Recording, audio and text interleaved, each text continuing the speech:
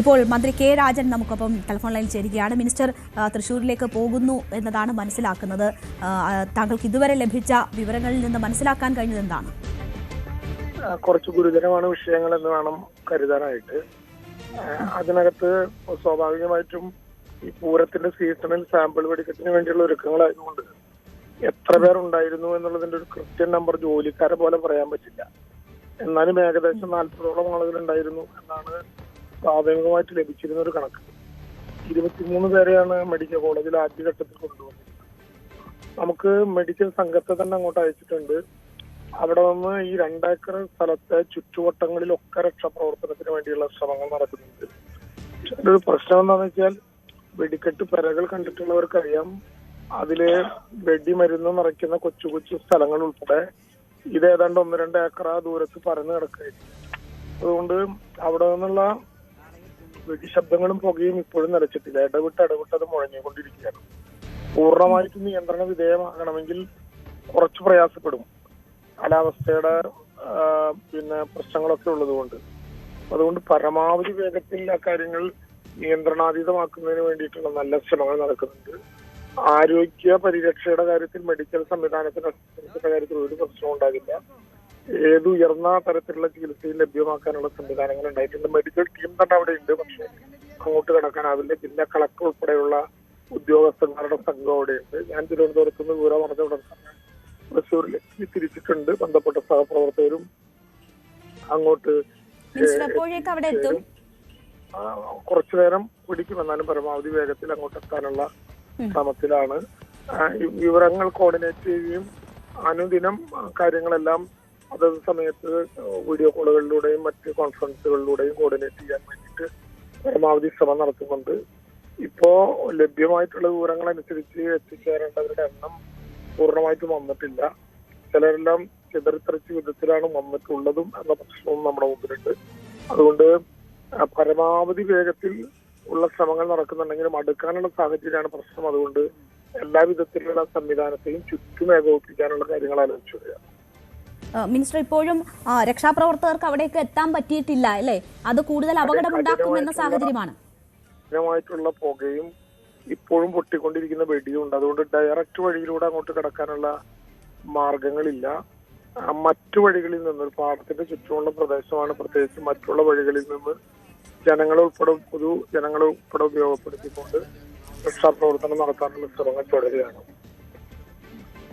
Minister, ഈ medical കോളേജിൽ എത്ര പേരെ എത്തിച്ചു എന്നത് സംബന്ധിച്ചുള്ള വിവരങ്ങൾ? 23 പേരെയാണ് ആദ്യഘട്ടത്തിൽ ഉണ്ടായിരുന്നത്. 10 പേർ റെഡ് സോണിലും 13 പേർ ഗ്രീൻ സോണിലുമായി. എണ്ണം കൂടാനുള്ള സാഹചര്യങ്ങളാണുള്ളത്. ആളുകൾക്ക് കൊണ്ടുവരാനും രക്ഷപ്പെടുത്തിയാൽ ഏറ്റവും പെട്ടെന്ന് ബന്ധപ്പെട്ട ആശുപത്രിയിൽ എത്തിക്കാനുള്ള സംവിധാനങ്ങളെല്ലാം ലഭ്യമാക്കിയിട്ടുണ്ട്. ആവശ്യമായിട്ടുള്ള മെഡിക്കൽ പ്രവർത്തകരും ഫീൽഡിലുണ്ട്. ഓക്കെ, മുഖ്യമന്ത്രി ചില നിർദ്ദേശങ്ങൾ നൽകിയിട്ടുണ്ട് എന്നതിന്റെ വിവരങ്ങൾ കൂടി വരുന്നുണ്ട്. സ്റ്റേറ്റിന് പുറത്തു നിന്നുള്ള വിദഗ്ധ ഡോക്ടർമാരുടെ സേവനം വേണ്ടി വന്നാൽ പ്രയോജനപ്പെടുത്താൻ എന്താണ് നൽകിയിട്ടുള്ള നിർദ്ദേശം? തീർച്ചയായിട്ടും ആവശ്യമായിട്ടുള്ള സൗകര്യങ്ങൾ അക്കാര്യത്തിൽ കൊണ്ടുവരാൻ വേണ്ടിയിട്ടുള്ള ശ്രമം നടക്കുന്നുണ്ട്. പുറത്ത് കോയമ്പത്തൂരിലെ ഗംഗ, ഈ നമ്മുടെ തന്നെ തിരുവനന്തപുരത്തെ മെഡിക്കൽ കോളേജ് തുടങ്ങിയ സ്ഥലത്ത് ബേൺ വിഷയത്തിൽ വളരെ ശ്രദ്ധേയരായിട്ടുള്ള ഡോക്ടർമാരെ ഉൾപ്പെടെ കൊണ്ടുവരാൻ വേണ്ടിയിട്ടുള്ള അടിയന്തര ശ്രമങ്ങൾ ഇക്കാര്യത്തിൽ നടന്നു വരികയാണ്. ശരി, വളരെ നന്ദി മിനിസ്റ്റർ. ഈ അവസരത്തിൽ ഞങ്ങളോട് സഹകരിച്ചതിന് ഒരുപാട്. അദ്ദേഹം തൃശ്ശൂരിലേക്കുള്ള യാത്രയ്ക്കിടയിലാണ് നമ്മളോട് സംസാരിച്ചത്. യാത്രയിലാണ് എങ്കിലും ഇതിൻ്റെ കോർഡിനേഷനുമായി ബന്ധപ്പെട്ടൊക്കെ സാധ്യമായ നിലയിൽ ഇടപെടുന്നുണ്ട് എന്നതാണ് അദ്ദേഹം പറഞ്ഞത്. അതുകൊണ്ട് തന്നെ തിരക്കാണ്. നമ്മളോട് എങ്കിലും ഇപ്പോഴത്തെ സാഹചര്യങ്ങളൊന്ന് വിശദീകരിക്കുകയായിരുന്നു. സംസ്ഥാനത്തിന് പുറത്തുള്ള ഈ പൊള്ളലേറ്റ മനുഷ്യരെയാണ് അവിടേക്ക് എത്തിക്കുന്നത്. അപ്പോൾ അതിൽ വൈദഗ്ധ്യമുള്ള ഡോക്ടർമാരുടെ സഹായം ഉൾപ്പെടെ ഉറപ്പുവരുത്താനുള്ള ശ്രമങ്ങളാണ് നടക്കുന്നത് എന്ന് അദ്ദേഹം പറയുന്നു. 23 പേരെ തൃശ്ശൂർ മെഡിക്കൽ കോളേജ് ആശുപത്രിയിൽ എത്തിച്ചിട്ടുണ്ട് എന്നതാണ് അദ്ദേഹത്തിന് ലഭിച്ചിട്ടുള്ള വിവരം. അതും അദ്ദേഹം പങ്കുവെക്കുകയാണ്. ഏറ്റവും ദുഷ്കരമായിട്ടുള്ളതും ഏറ്റവും ആശങ്കപ്പെടുത്തുന്നതുമായിട്ടുള്ള സാഹചര്യം, ഈ അപകടം നടന്ന സ്ഥലത്തേക്ക് മനുഷ്യർക്ക് അടുക്കാൻ പറ്റുന്നില്ല. അവിടെ തുടർ സ്ഫോടനങ്ങൾ ഉണ്ടാകുന്നു എന്നതാണ്. അവിടെ എത്തി രക്ഷാപ്രവർത്തനം സാധ്യമാകുന്ന നില ഇതുവരെ ഉണ്ടായിട്ടില്ല. മറിച്ച് സാധ്യമാകുന്ന ഇടത്തുകൂടിയൊക്കെ എന്തൊക്കെ ചെയ്യാൻ പറ്റുന്നു എന്നതിൻ്റെ പരിശോധനകളാണ് ഇപ്പോൾ നടന്നുകൊണ്ടിരിക്കുന്നത്. അങ്ങനെയുള്ള രക്ഷാപ്രവർത്തനമാണ് നടക്കുന്നത്. മനുഷ്യർ അവിടേക്ക് കടന്ന് രക്ഷാപ്രവർത്തനം നടത്തിയാൽ ഒരുപക്ഷെ അത് വലിയ അപകടങ്ങൾ അല്ലെങ്കിൽ ഈ അപകടത്തിൻ്റെ ആഘാതം കൂട്ടാനേ വഴിവെക്കുകയുള്ളൂ എന്ന ബോധ്യത്താലാണ് ഇപ്പോൾ അതിനുള്ള പരിശ്രമങ്ങൾ ചെയ്യാത്തത്. കർശന നിർദ്ദേശം തന്നെ പോലീസിൻ്റെ ഭാഗത്തു നിന്നും അവിടേക്ക് ആരും കടക്കരുത് എന്ന കാര്യത്തിൽ നൽകിയിരിക്കുകയാണ്. കാരണം തുടർ സ്ഫോടനങ്ങൾ ഉണ്ടായിക്കൊണ്ടിരിക്കുകയാണ്. ഈ അപകടം നടന്ന് 2 മണിക്കൂർ പിന്നിടുന്നു. അപ്പോഴും ചെറുതും വലുതുമായിട്ടുള്ള സ്ഫോടനങ്ങൾ അവിടെ നടന്നുകൊണ്ടിരിക്കുകയാണ്. 2.5 ഏക്കർ വരുന്ന പ്രദേശമാണ്. ആ പാടത്തിൻ്റെ പല ഭാഗങ്ങളിലുമായും ഇത്തരം പൊട്ടിത്തെറികൾ ഉണ്ടാകുന്നു. അതുകൊണ്ട് തന്നെ വളരെ കരുതലോടുകൂടിയാണ് രക്ഷാപ്രവർത്തകർക്ക് അവിടെ ഇടപെടാൻ കഴിയുന്നത് എന്ന വലിയ പരിമിതി അവിടെയുണ്ട്. അവിടെയാണ് നേരത്തെ നവമി സൂചിപ്പിച്ചതുപോലെ റോബോട്ടിക് ഫയർ ഫൈറ്റിംഗ് വെഹിക്കിളൊക്കെ എത്തിച്ചുകൊണ്ടുള്ള ഒരു സംവിധാനം ഒരുക്കിക്കൊണ്ടുള്ള രക്ഷാദൗത്യത്തിനുള്ള ശ്രമങ്ങൾ നടക്കുന്നത്. ഒപ്പം ഡ്രോൺ സംവിധാനം ഉപയോഗിച്ചുള്ള നിരീക്ഷണങ്ങൾ കൂടി നടത്താനുള്ള നീക്കങ്ങളൊക്കെയാണ് ഇപ്പോൾ നടക്കുന്നത്. എന്തായാലും അപ്രതീക്ഷിതമായി വളരെ ദാരുണമായിട്ടുള്ള സംഭവങ്ങളാണ് ഉണ്ടായിക്കൊണ്ടിരിക്കുന്നത്. മെഡിക്കൽ കോളേജിലും ജില്ലാ ആശുപത്രിയിലും കൂടുതൽ ICU ബെഡുകൾ സജ്ജമാക്കുന്നു എന്നതിൻ്റെ വാർത്ത വരുന്നുണ്ട്. മന്ത്രി വീണ ജോർജ് തൃശ്ശൂരിലേക്ക് പുറപ്പെട്ടിരിക്കുന്നു എന്ന വിവരം കൂടി വരുന്നുണ്ട്. ഒരു പടക്കപ്പുരയിൽ കൂടി വസ്തുക്കൾ ഉണ്ട് എന്നതാണ് മനസ്സിലാക്കുന്നത്. 5 പടക്കപ്പുരകൾ അവിടെ ഉണ്ടായിരുന്നു. അതിൽ ഒരെണ്ണത്തിൽ സാധനങ്ങളുണ്ട്. ഇനിയും വെടിമരുന്നുകൾ ഉണ്ട് എന്ന് സംശയിക്കുന്നു. അങ്ങനെയാണെങ്കിൽ അതൊക്കെ കരുതലോടുകൂടി നേരിടേണ്ടതാണ്.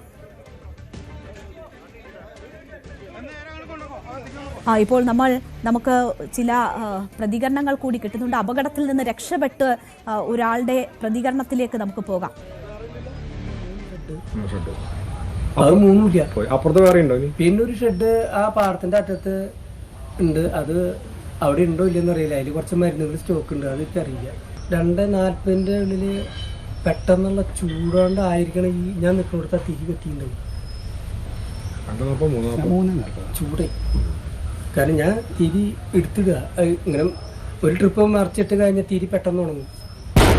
അപ്പോഴാണ് പെട്ടെന്ന് ഒരു 5 മീറ്റർ അകലെ എന്നൊരടി ഇതെന്തേ നോക്കി ഞാൻ മറിയുമ്പോഴേക്കും ഞാൻ ഇട്ട തിരിയൊക്കെ തക്കി. പിന്നെ എനിക്ക് മനസ്സിലായി ചലിച്ചു.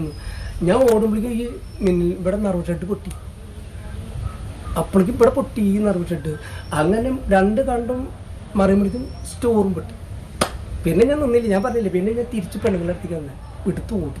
മലയാളികളല്ലാതെ ഇല്ലില്ല, ഒക്കെ നമ്മൾ മലയാളികളാണ്. വേറെ പുറമെന്ന് അങ്ങനെ ഇങ്ങനെയൊന്നുമില്ല. ഏറ്റവും വലിയ ഒരു വിഷമം എന്താ വെച്ചാൽ നമ്മൾ ഉപയോഗിക്കാൻ പറ്റാത്ത ഒരു കെമിക്കലും മറ്റേ നിയമത്തിന് വിരുദ്ധമായിട്ടില്ല. അപ്പോൾ 99% ഈ തീ പോലുള്ള വേര് ചൂടായിട്ട് ഈ തീ അല്ലെങ്കിൽ കടുമരുന്ന് തീ ഓൾറെഡി വെയിറ്റില്ലല്ലോ. തൃശ്ശൂർ പൂരത്തിനുള്ള എല്ലാ സാമഗ്രികളും ആ സാധനങ്ങളാണ് എല്ലാം. സാമ്പിളിന് എല്ലാ സാധനങ്ങളും പൊതിഞ്ഞ് യാതൊരു കുഴപ്പമില്ല. ഇനി നാളെ വൈകുന്നേരം ആകുമ്പോൾ സാമ്പിളിന്റെ ലോഡ് ചെയ്യാം. ഒരു വെപ്പറോളം അതിലേക്കുള്ള സാമഗ്രികളെല്ലാം ഇപ്പോൾ എല്ലാ കാര്യവും ഒരു വെപ്പറോളല്ലാതെ വളരെ ഭംഗിയായിട്ട് ചെയ്തു കഴിഞ്ഞു. പക്ഷെ അതെല്ലാം ഇപ്പോൾ കൂടുതൽ വാർത്തകൾക്ക് News 18 Keralam YouTube channel subscribe ചെയ്യുക.